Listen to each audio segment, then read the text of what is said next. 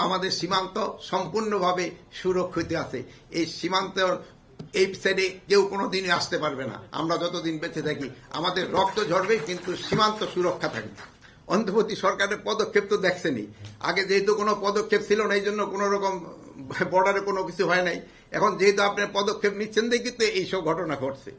তা আপনারা আমাদের জনগণ সবসময় আমাদের সাহায্য করে যাচ্ছে।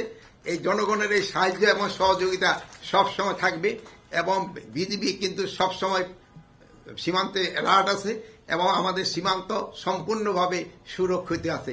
এই সীমান্তের এই সাইডে কেউ কোনোদিনই আসতে পারবে না। আমরা যতদিন বেঁচে থাকি আমাদের রক্ত ঝরবে, কিন্তু সীমান্ত সুরক্ষা থাকবে। আমাদের কোনো সীমান্ত রক্ষী আহত হয় নাই, আমাদের দুই একজন সাধারণ জনগণ। তো এটা মেজর কোনো কিছু না। ওই বিএসএফ এবং বিজিবির ভিতর আলোচনার হয়ে গেছে। আর ওই ওই কিছু কিছু জায়গা আছে যে জায়গায় ওই এই পার্টি ওই পার্টি ওখানে যায়, এরা এদিকে আসে, এই সমস্যাটা আছে, এবং এটা অচিরেই সমাধান হয়ে যাবে। আগে হতো মানে অনেক সময় ক্ষেত্রে আমাদের আমরা একটু প্যাসিভ ছিলাম, যেটারে বলে ওইটা। এখন এটা আমরা আমাদের অধিকারটা আমরা চাচ্ছি, আমরা একটু আমাদের অধিকারটা চাচ্ছি।